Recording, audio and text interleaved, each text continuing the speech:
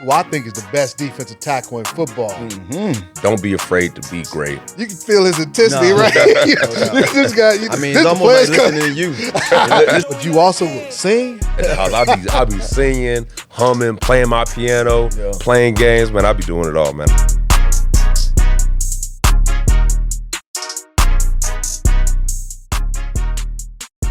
The Players Club is presented by Pepsi, the official soft drink of the Washington Commanders.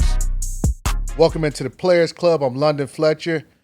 Always my partner in crime, Santana Moss, and we are joined by who I think is the best defensive tackle in football, Jon Allen, man. We appreciate you joining us on the Players Club. Oh, man, appreciate you guys for having me. Looking forward to it. Yeah, and that's right. I said the best defensive tackle in football.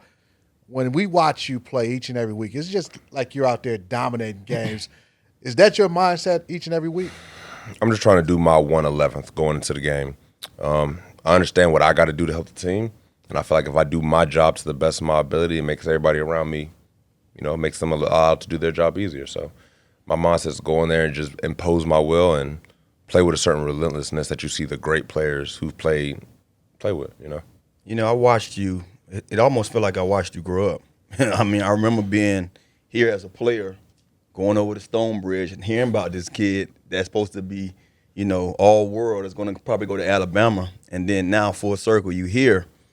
And immediately, I expected success from you. I expected this team to be better. I expected so much to go right because it felt like we was getting a winner from high school, college, and now you are part of this organization. When did you feel the switch that you like, you know what, I'm here? Because it always takes us a few years. I remember it took me like 2.5 years. I was hurt my first year in the league. The second year, I was getting my feet wet. The third year, I was off and running. When did that switch happen for you? I'll probably say my 4th year.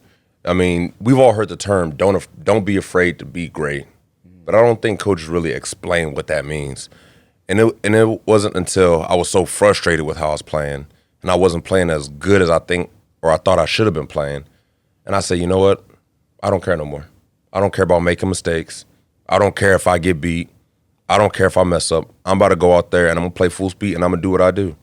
And once I just cut it loose and I stopped playing in fear and started playing in confidence, that's when the switch really got flipped for me, Yeah, you mentioned playing loose and just cutting it loose. Your defensive line group as a unit, man, this year, especially late, you guys have just been playing, extremely good football. What has been the key for you guys as a unit to be able to impose your will on the opponent's offense? I think it's the preparation. As a defensive line, we always talk about if we want to win and if we want to have success, we have to have our best game every game. And that's not something you can just turn on Sunday. Even out there today when we had just a walkthrough, I'm talking to the guys like, hey, let's make every tackle in walkthrough because that's going to translate to the game. You got to see yourself do it. Very few players, and me not being one of them, cannot do it in practice and go do it in the game. Yeah. And so I just feel like we have to do it on Wednesday, Thursday, and Friday. And then come Sunday, we're just doing what we've been doing all week. Hey, Chad, you can feel his intensity, right? This guy, it's almost like listening to you. You know what? When I was a teammate, I just be like, damn, I can listen to London all day because some guys need that. And then there's other guys that's on the same accord with you that they just love hearing it because they know they're gonna go out there and walk that walk anyway. I promise you, when he was talking about what he did in the walkthrough and how he was talking in the walkthroughs, it reminded me of me. During Saturday walkthroughs, I'd be out there in my gloves and and barking loud like my signal, just making sure we're all on the same page, man. But it's dress rehearsal. You can see why he can play, why he plays like the way you play. You mentioned watching him at Stonebrook High School. You were a big Washington fan growing up. Big Washington fan. I remember I used to come out for the training camp when it was here. I was here when we first got Donovan McNabb, got to meet Chris Cooley, Jamal Brown, all them boys. So it was cool, man. It really was. So when you got drafted here, what was that like for you? Man, draft night was, I don't even remember, man. It was just so many emotions. You have ideas of where you're going to go. I'm sure you guys had it. You had GMs, hey, if you're here, we're going to draft you here. Then they don't draft you, and it's just the ups and the downs. And then by the end of the night, I'm just mentally just drained. And it wasn't until a couple of days later where I was like, man, I'm actually getting to go back home and play for a team I grew up admiring, So what was that first year like, or first 2 years? Because most of us, I stayed in Miami, so I was home but not home. You know, I wasn't at my parents' house, but I can always go back down the street and see them while I was in college.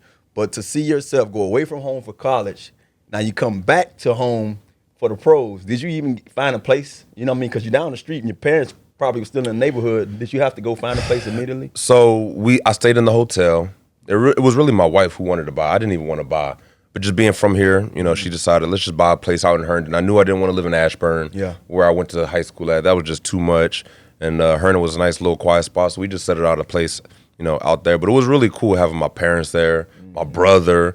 After I got drafted here, my brother got stationed here, so he got to come back the same year that I came back. So it's been a blessing, man. I'm just trying to not take it for granted and not wait until it's over before I appreciate it, you know? You know, I want to ask you too, man, you know, with the whole with the insurgents, I can say from the D-line this year, I mean, you know, we knew what we expected from you guys when we drafted so many guys in the first round and what the potential could be. I knew you was coming into this season without one of your best buds in Ioannidis. You know, you saw what he can do with you guys last year.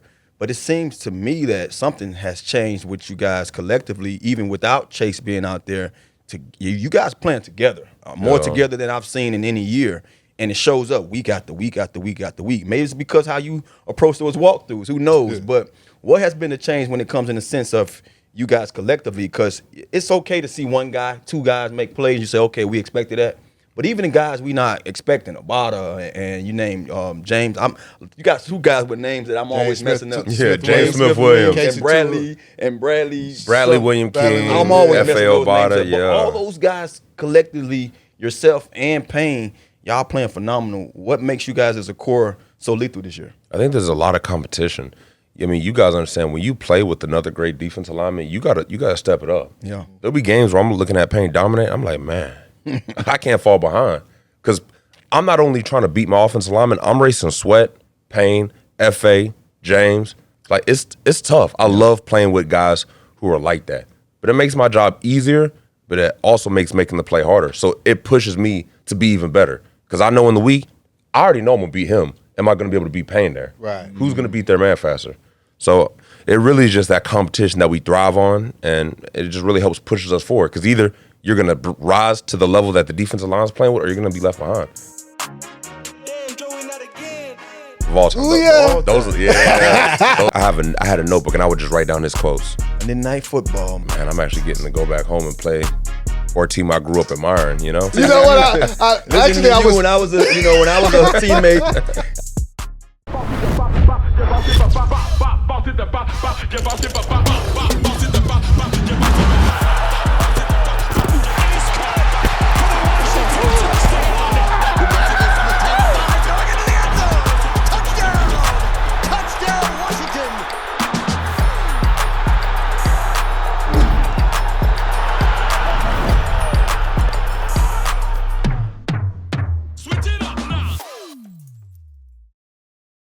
Time for the player profile presented by Pepsi, the official soft drink of the Washington Commanders.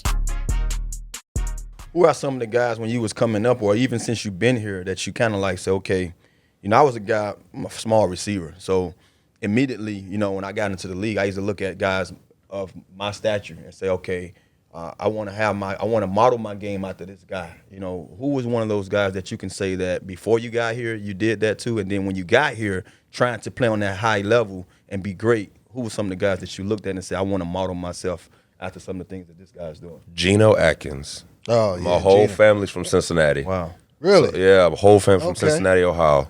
So I grew up watching a lot of Cincinnati games. And when I say that guy was unblockable, he was just dominant. And I just like the way he plays because he's not the biggest, not the strongest, not the fastest, but man, that boy was nasty. Yeah, he was just nasty. Yeah, Geno was and a I beast. always love that. Like for me, it's hard to watch a guy like Aaron Donald because I'm not him. Yeah. Like, you know, as my But coach you watch said, him and you be like, wow. he works hard and he has a natural talent, and it's just the perfect storm. But for me, it's like I can't do that. Yeah. So like, it's cool to watch him, but that's like a basketball player. I'm watching LeBron. I'm trying to model my game after LeBron. He's 6'7", 250, 260, freakish attributes that you can't. You know what I mean? So I really just appreciate the way guys like him, Jarrell Casey, just the way they played and dominated with great technique, good pad level, and just relentlessness, you know? As you last year, you made your first Pro Bowl. This year, I think you're off to an all-pro season. When I said I think you're the best defensive tackle in football, I wasn't joking, man. Just watching what you've been able to do on a consistent basis. I think now, at least 10 tackles for a loss, maybe even a couple more after Sunday's ball game. Just dominant performance, making interceptions, just coming up with timely plays. And it's not just the sacks. It's almost like during that 3-game winning streak, you were making timely plays, red zone plays, red zone forced fumbles, things like that. Is it just when things aren't going well, do you feel like, man, I got to make a play for us to kind of change the momentum?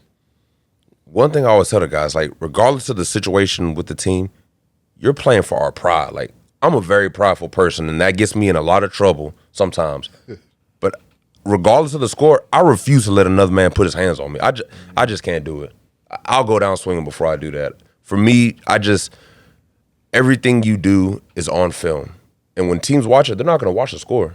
The score doesn't matter to them. They're watching, what are you doing? So everything you're doing is being watched. And we just got to remember that, So when I'm in those games, I try not to make it more than what it is. I understand that the game's on the line, but I don't want to get caught up in that because then I'm going to start overthinking. I'm going to start trying to do more than – I'm going to go back to what I do in individual. I'm going to go back to what I do in practice. I'm going to fall back on my training and just go out there and play hard. Speaking of, playing teams, and we faced a lot of teams in this division, all of this division twice. And right now the NFC East is playing at an all-time high. We've been called the least for so many years, and right now I believe that this is the best division, in the league right now. Facing the Eagles this week, knowing what you experienced from the first outing, what are some of the things that you have in your mind, or what are some of the things you want to correct? And you don't even have to give us that information right now. I don't want to get too far ahead. How do you see yourself and this team coming out knowing that, hey, we basically gave these guys a goose egg in the second half last time? You understand what we did to them in the first half, but second half, it was hard for them to do anything to us. How do you approach this game knowing that this team is, the Eagles is riding pretty high, and we just found our first loss within, the last 4 weeks? How do you get over that loss and say, we got to go out here and play one of the best teams in the league and have a chance at knocking them off their high horse? The thing that's great about the NFL is after the games, you don't have time to dwell on it. You know what I mean? You got to get ready to go. And when I looked at the film from the first game, yes, I forgot what they beat us by. If you take away 3 plays, that's a single-score game. Yeah. Now, I understand you could do that every game. But the score, in my opinion, wasn't indicative of how close the game could have been. You know? And the way the offense is playing right now, and the way the defense is playing, I think we're going to go out there and play a good game. Now, obviously, we got to execute, and everybody and their mom is going to be, the Eagles are so great, we don't have a chance. I don't care what nobody says. No matter what, you go to the worst team ever. You go to one of the worst teams ever in NFL. They're filled with stars who were dominant and their best player on the team in college. Every team in the NFL has phenomenal players up and down the board. The difference between winning and losing is execution, communication, the little things, the stuff that good teams do. Good teams find ways to win, and teams that haven't reached that spot yet do little mistakes that cost them the game.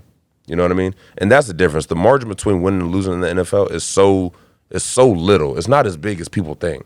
You know what I mean? So we're going to go out there, we're going to focus on the little things, and we're going to play our ass off. And I really like our matchup. I really do.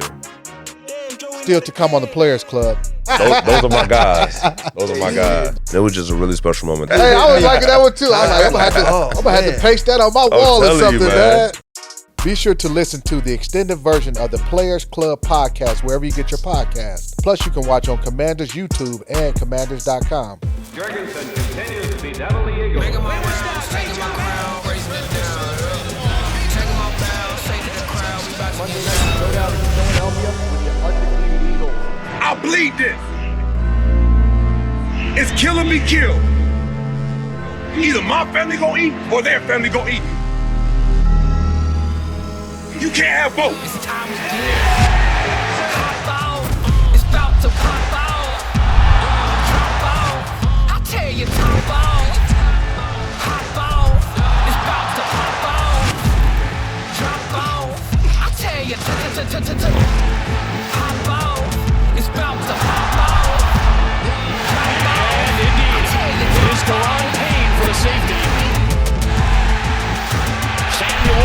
Whistles to the right circle and makes the catch.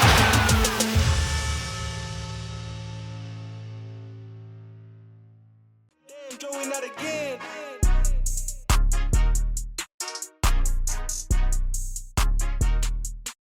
When you're away from the building, I don't think you this intense at home.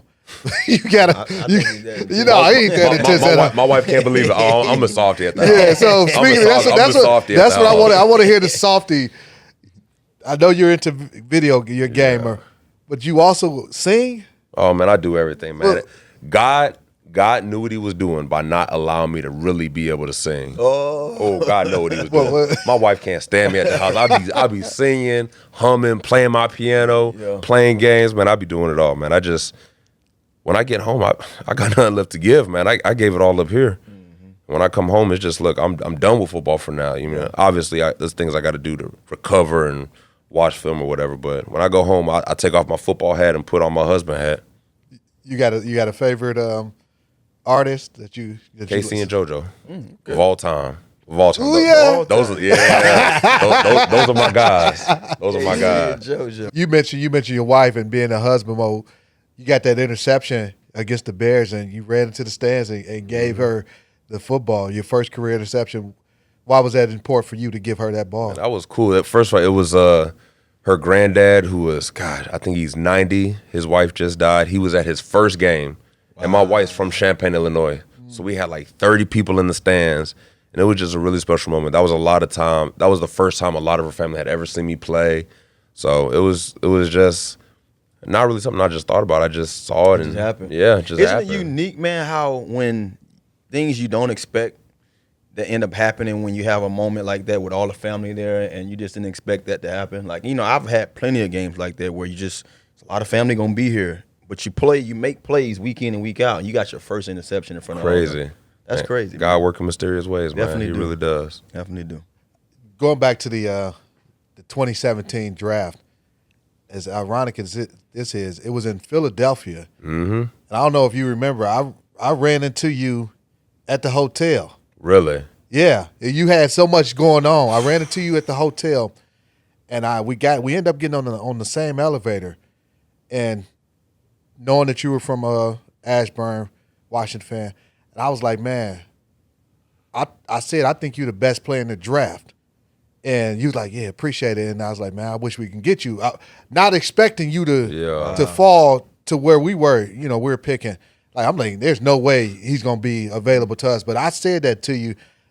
Just happened. That was the first time I ever met you. I was like, man, I think you're the best player in the draft. And that's crazy. I don't blow smoke, man. It was just, and looking back to that draft, there's not many players that if they did that draft over, you're gonna be up there in terms of that. I'll say this.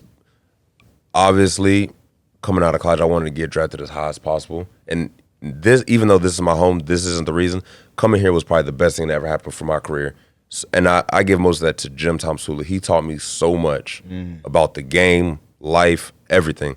Things that I literally, his last year, I had a notebook and I would just write down his quotes. He was, you know how them coaches be. Every day they say the same thing, and you don't really appreciate it till it's gone. Especially Coach Saban. He used to say so many quotes that I forgot that I wish I would have taken notes of. In gym time, I have just a list of quotes he would say the entire year. And there's just times where I'm struggling, I'm going through something, I just look back on them notes. Got it, I'm good. What coming out of high school, what made you choose Alabama? So who were the other teams that were recruiting you? So my first love was NC State. I wanted to go there. Like, that was my school. Coach Willis, D-line coach, loved him, went to the camp. I just like, man, I really want to play for this atmosphere. Then their whole coaching staff got fired, and that was like, all right, we'll see. That was my sophomore year. Then my junior year, Oklahoma offered me. And once they offered me, I got all the big-time school offers. So for the longest, I was going to go to Florida. Like, I told Coach Muschamp, like, I'm pretty much sold. Like, I want to be a Gator. But I have an official visit to Alabama coming up on Monday. I just want to check it out, you know what I mean? And Coach Saban had just been to my house probably a couple months before, and I thought that was really cool that he would actually fly all the way up to Virginia to come see me. And when I went down to Alabama talking to Coach Cochran and just seeing them dudes work, like, I was like, I want to be a part of that. Like, when you see that many alpha males and just that atmosphere, it's like, man, that's where I want to be. I want to be with them, you know? So I was really close to committing to Florida, but that official visit to Bama really just I had to be there. You know what it's like having those guys. I mean, you talking about finding that kind of want to, just on your visit to Alabama. But it's crazy because we have like a baby Alabama here. What is it like having those guys? I mean, it just seems like every year we bring in more and more and more. I know what it felt like with me having some Miami guys on the team because you have that same mindset. We have that same goal. We all walk the same walk when we between these white lines because we know where we come from. What is it like playing with your guys here on this level? It's great. And you guys know this. We've all had teammates that there's some guys who like winning's okay. Winning's cool, but like I'm here to get a check and that's it. And there's nothing wrong with wanting to get paid, but you can get paid and win at the same time. It doesn't have to you don't have to choose one or the other. Yeah. So for me, I've always struggled with teammates who are like that, not very motivated. You know what I mean? Because I'm always like, this is it for me. Like if it wasn't football, I would have been in the military. And there's nothing wrong with that. Like this is my life. People always say football isn't who I am, is what I do. And I get what they're trying to say, but football's who I am. It's not just what I do. Because my entire life was to get to this moment. So it was more than just what I do. Like, it's who I am. And when you draft guys from Alabama, they got that same just desire. And, the best way I can explain it is Coach Saban would say, high achievers don't like mediocre people, and mediocre people don't like high achievers. So if we're going to be a good team, we all either got to be high achievers or mediocre people. You can't be 50-50. And when you get guys from Alabama, their mindset is just different. Yeah, it's just different. I'm gonna have to steal that quote. And yeah, put that in my I got pocket. I got a bunch. I got a bunch. like that. I got a bunch. You know what? Hey, I was liking that one too. I was like, I'm gonna have to paste that on my wall or something, man. Yeah, that's a good one, there, man. Yeah. Did you kind of look at the Alabama connection? It was like, there's a joke, man. Just draft Alabama guys and you'll make it happen. Have a chance, I hate that we didn't really get a chance to see Darian play, man. Oh man, yeah, I was so where I'm sure you see him, as he's rehabbing. What's kind of been his mentality, his mindset? He's been actually really good. I think injuries are one of the hardest things that you can go through. But me getting hurt my rookie year was one of the best things that happened to me. I think it could be a really good thing for Chase, and I think it could be a really good thing for Big Phil. You know what I mean? Yeah. You come in and you get hurt. You're devastated. Yeah. But it gives you that hunger. I hear all these stories about the sophomore slump. People come in, they have a really good rookie year, and then they're like, I made it. You know what I mean? Then you have a bad second year. But if you don't have a chance to play your rookie year, like I played 5 games and got hurt, you come in that next year and you're hungry and you have absolutely nothing to do but work and think about it. You know what I mean? And I really think that really just changed my mindset for the career because that really just gave me that just desperateness that I feel like you gotta have. You gotta be in a somewhat in one form or capacity desperate. I'm desperate to make this team. I'm desperate to make this play. I'm desperate to solidify myself as the guy in this league. And the minute you lose that, and sometimes it'll happen to me. I'll have a good game. Next week I'm kind of chilling. Then I have a bad game. And I was like, I knew it. Then I got to refocus myself. Yeah. And so me being hurt really helped me maintain that. And I think it's going to be really good for Phil. He's been here all the whole time he's been hurt, working out with Chad every single day, rehabbing, studying the playbook. Like next year he's going to come back. He's going to come back hungry. Yeah, you hit it on the head, man. I got hurt my rookie season in New York I didn't even play a preseason game yet. It was fan appreciation night, and I remember how I felt because it was my first time finna be away from football. Like I'm here and I'm away from it. And terrible. I knew the process of how I got into college. Then to fast forward, it was like a cakewalk to get into the league, but it wasn't really a cakewalk. It was all the hard work I put into it. College was like hard work too, but it was like, man, I'm throwing rocks at schools to give me an offer. You know what I mean? And I finally got a chance to walk on through a scholarship, through a track scholarship. So to finally get to the league, something that I saw myself doing at 5 or 6 years old, to see that dream come true and now to have it taken away from me, it was a wake-up call. And it also made me realize that, you know what? Just when I felt like I had arrived, I was trying to go and have fun. And that wasn't what I was supposed to be doing. I was supposed to be focusing, being that same hungry kid that I was in college. And it made me shift everything that I had planned. Everything I had wanted to do with this money and do with my family. Nah, Tanner, you got to get back to the drawing board. Yep. And it's crazy. After that season, I end up seeing a 14-year career, and I can just, I can all hang it on that one injury. It really made me refocus and say, hey, I can't allow myself to have this feeling again. We appreciate you taking the time to join us on the Players Club. We have all our Each week, our man. guests sign his football, man. Appreciate you signing it for us. Can't wait to see you go out there and perform against the Eagles on Monday Night Football. Monday Night Football, man. Tanner, hey, the Eagles on Monday night. You remember we played there? I want to remember our Monday night. We beat them. No, we beat them. We beat them one. I'm just talking about. I ain't talking about here. No, not here. I'm talking about in Philly. Yeah, you're right. Yeah, you're in right. Philly. Okay. We beat them. They aired our bus on the way to the I stadium, remember pull that into one. the stadium. Yeah. We went in there and whooped on them, and then they egged our bus on the way out. yeah, But never it didn't matter. That's fine. We want one of them kind of performances. Of course. All right, course. man. Appreciate you Appreciate you joining us. Yeah, thank you.